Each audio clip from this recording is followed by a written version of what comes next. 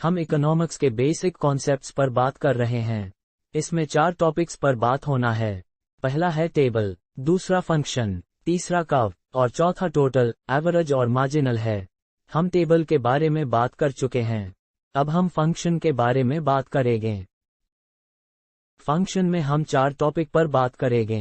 पहला है variable and constant, दूसरा है मीनिंग ऑफ फंक्शन, तीसरा है डिपेंडेंट वेरिएबल और इंडिपेंडेंट वेरिएबल, और चौथा व आखिर में है positive function and negative function.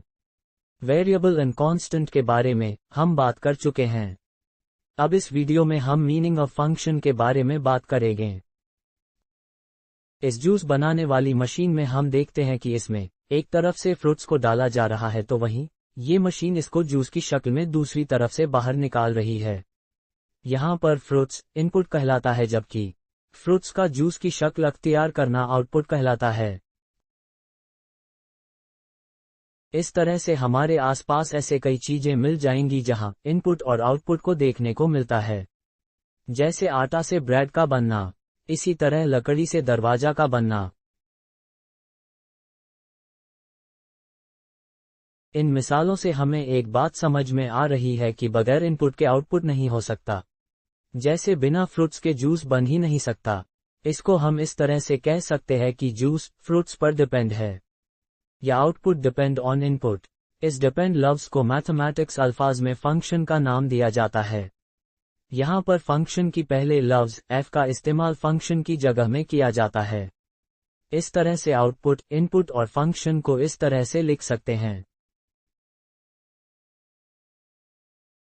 अब अगर x इनपुट और y आउटपुट हो तो इसे हम इस तरह से लिखेंगे। यहाँ फंक्शन एक तरह से x और y के बीच रिलेशन को भी बताता है।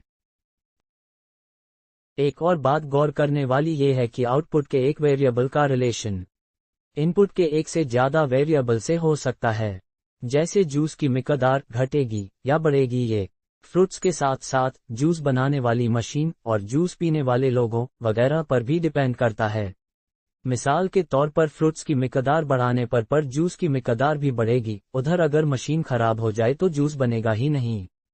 साथ ही अगर लोग जूस पीना छोड़ देंगे तब भी जूस बनाना बेकार है। इस तरह से हम कह सकते हैं कि फंक्शन आउटपुट और इनपुट वेरिएबल्स के बीच रिलेशनशिप को बताता है।